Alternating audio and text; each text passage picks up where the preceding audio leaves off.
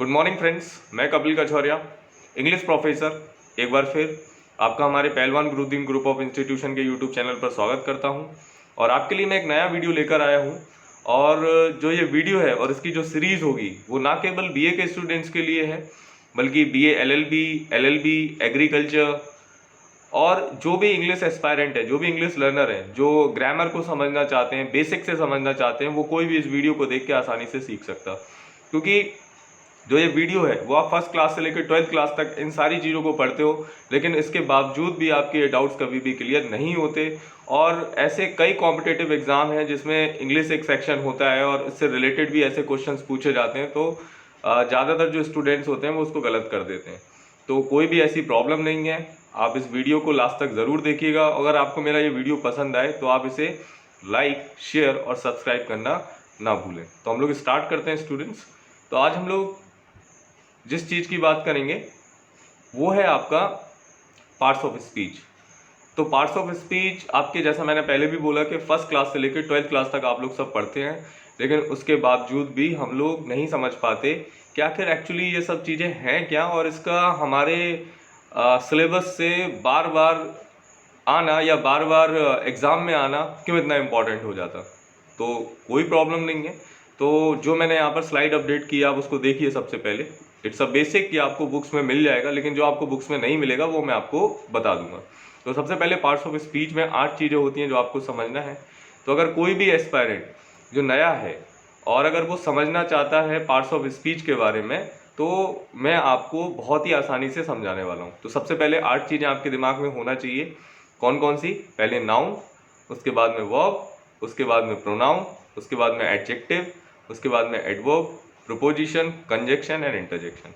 तो अगर आप चाहो तो इनकी डेफिनेशन नोट कर लो इस वीडियो को पॉज करके, और बाकी मैं इन 8 चीज़ों को एक साथ इंटरकनेक्ट करके आपको अभी समझा देता हूँ।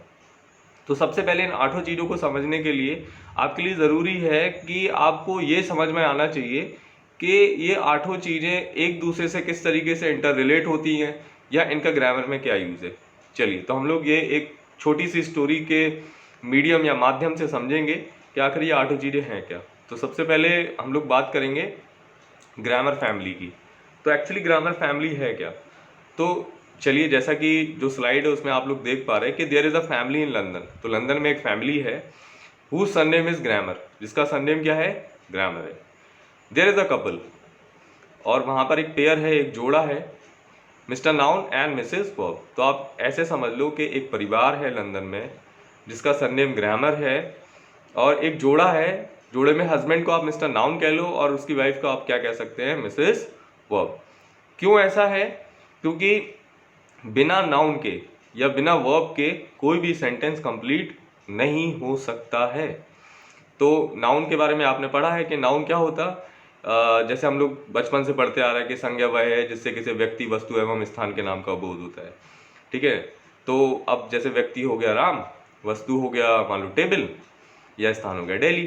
तो ये सारी चीज़ें आपकी नाउन में आ जाती। अब वर्ब, तो मिसेज वर्ब, इसका मतलब ये है कि जब आप कोई भी एक्शन लेते हो, कोई भी एक्शन करते हो, तो उसको हम लोग वर्ब कहते हैं। जैसे राम गोज, राइट। तो राम हो गया इसमें नाउन, और वर्ब हो गया इसमें आपका गोज जो हो गया वो इसमें क्या हो गया? वर्ब। चलो इस स्टोरी को थोड़ा और समझ लीजिए। द कपल हैज 3 चिल्ड्रन, यानी कि जो ये जोड़ा है इनके 3 बच्चे हैं। अ सन, यानी लड़के का नाम है pronoun, a son pronoun, and 2 daughters adverb and adjective, और इनकी 2 बेटियां हैं। इसका पहली का नाम है एडवर्ब और दूसरी का नाम क्या है? एडजेक्टिव। चलिए, the son pronoun has to do all the work of his father absence, यानी कि जो सन प्रोनाउन है उसको अपने पापा की अनुपस्थिति में उनका सारा काम देखना होता है।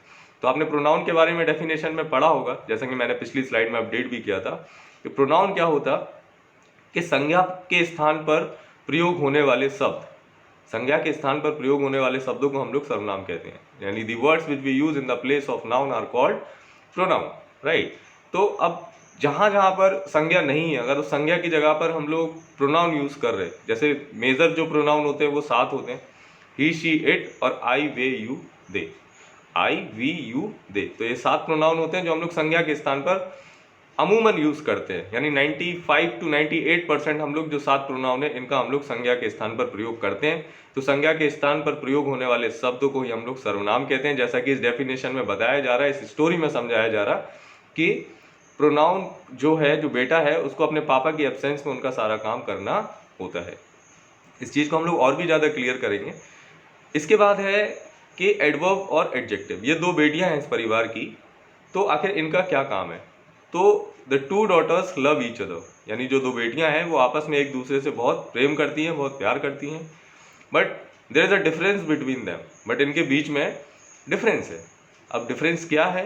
तो एडजेक्टिव लव्स अ फादर, यानी जो एडजेक्टिव है वो अपने पिता एंड ब्रदर और अपने भाई से बहुत प्यार करती और उनकी बड़ाई या बुराई करती है हमेशा। यानी जब भी उनकी बड़ाई करने की बात आती, जब भी उनकी बुराई करने की बात आती, तो एडजेक्टिव रोल वहाँ पे अदा करता है, यानी जिसको हम लोग विशेषण कहते हैं, यानी विशेषता बताता है। तो अब इस चीज़ को आप ऐसे भी समझ लो कि जब भी किसी भी सेंटेंस में किसी भी संज्ञा की अच्छाई या किसी भी संज्ञा की बुराई हो रही हो, तो उसको हम लोग क्या बोलेंगे? एडजेक्टिव बोलेंगे। उसको हम लोग एग्जाम्पल के थ्रू भी समझेंगे, लेकिन आप इस बात को समझिए। जैसे अगर हम बोले सन, तो सन तो हो गया बेटा, क्योंकि हमने क्या बोला कि noun is a name, person और थिंग्स, राइट। तो सन तो हो गया बेटा। लेकिन अगर हम बोले बैड सन या गुड सन, तो जो बैड होगा या गुड होगा वो क्या होगा?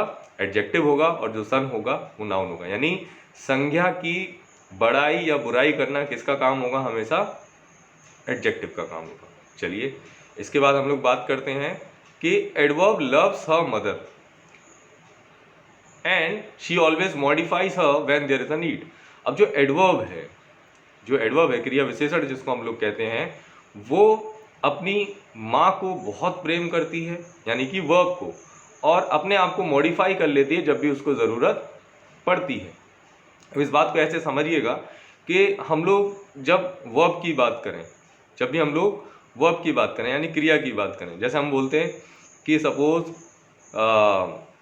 राम रन्स, तो राम भागता है या राम दौड़ता है।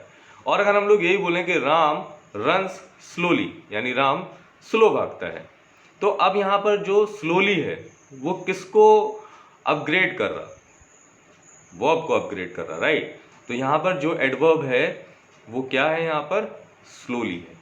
आप समझ पा रहे हैं इस बात को? चलिए हम लोग इसको एग्जाम्पल के थ्रू भी समझेंगे, लेकिन अभी आप इसको इस तरीके से समझ लीजिए कि जब भी कोई भी ऐसा वर्ड या ऐसा शब्द जो किसी सेंटेंस में हो और जो वर्ब को एनहांस कर रहा हो, वर्ब को अपग्रेड कर रहा हो, राइट, तो उसको हम लोग क्या बोलेंगे? एडवर्ब बोलेंगे। ठीक है, ऐसा नहीं है कि सिर्फ वर्ब को ही अपग्रेड करता है, लेकिन जब हम लोग इसके डीप टॉपिक अभी आगे पढ़ेंगे तो आपको और क्लियर होगा कि आखिर एक्चुअली एडवर्ब है क्या। चलिए आगे की story. There are two servants in the family. तो इस फैमिली में, इस पूरे परिवार में दो नौकर भी हैं। तो वो नौकर कौन कौन से हैं? Proposition and conjunction. The proposition is the chief servant and he is the official servant of his master. तो जो प्रोपोजिशन है वो मुख्य नौकर है इस घर का और अपने मास्टर का। मास्टर बोले तो उनके जो माई बाप हैं, यानी कि कौन है माई बाप? नाउन और वर्ब।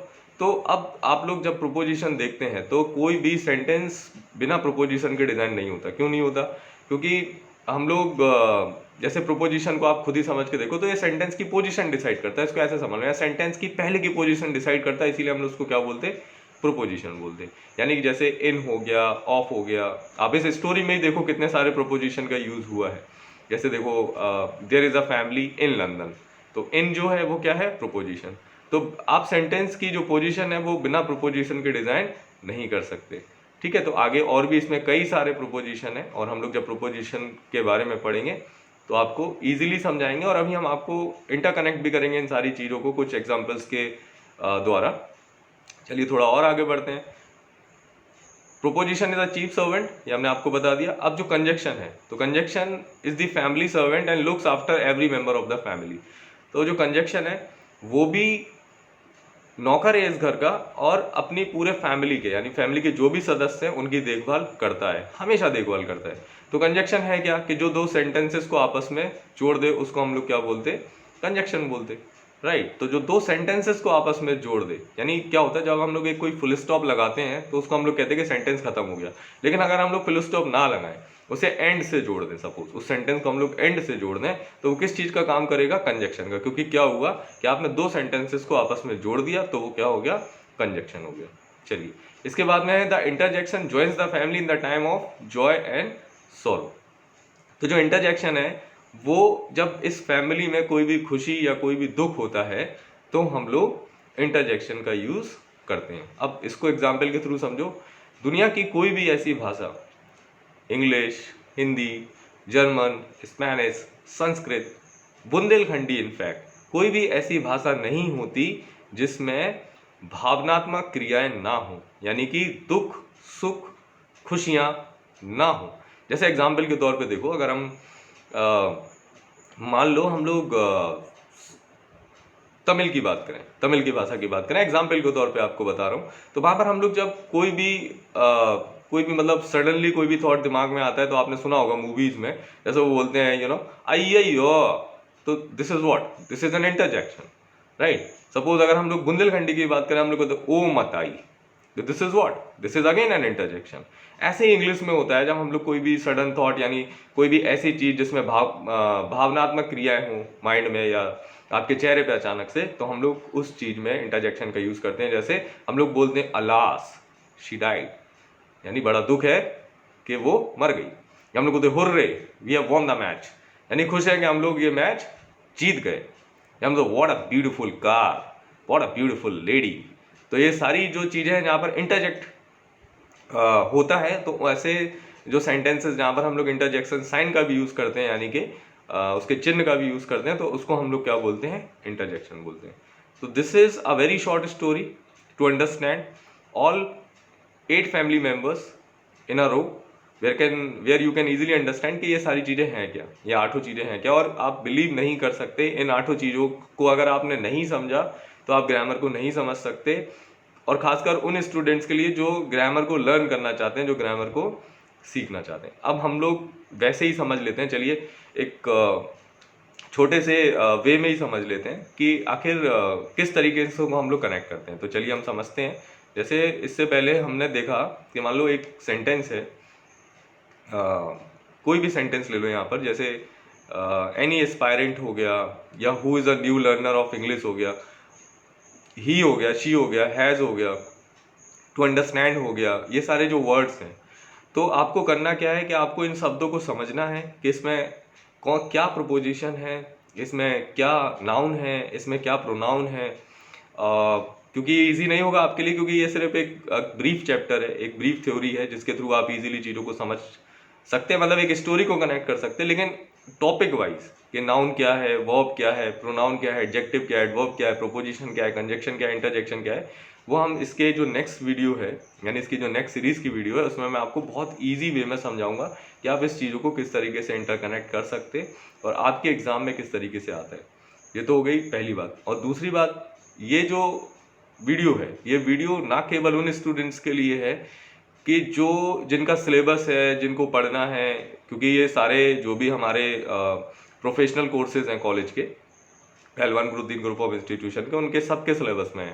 प्लस जो न्यू एस्पायरेंट है, यानी न्यू लर्नर है, जिनको इंग्लिश सीखना है, वो भी इस स्टोरी को समझे, पहले जो डेफिनेशन मैंने यहाँ पर लिखी उसको समझें, और उसके बाद मेरी इस सीरीज़ के जो भी नेक्स्ट वीडियोज़ हैं आप उनको देखें, तो आपको एक एक चीज़ क्लीन एंड क्लियर तरीके से आपको समझ आ जाएगा। ठीक है, चलिए। तो मेरा ये जो वीडियो है, अगर आपको पसंद आया हो तो आप इसे लाइक कीजिए, शेयर कीजिए, सब्सक्राइब कीजिए, और ताकि आपको इस सीरीज़ के जो भी नेक्स्ट वीडियोस हैं उनका नोटिफिकेशन आपकी ईमेल पर आए, और ताकि आप नेक्स्ट वीडियोस को भी आसानी से देख सकें। तो thank you so much students, और आपको बहुत ही जल्द एक नया वीडियो में लेकर आऊँगा, आप उसे भी देखिएगा ताकि आपको ये सारी चीज़ें बहुत आसानी से क्लियर हो सकें। Thank you.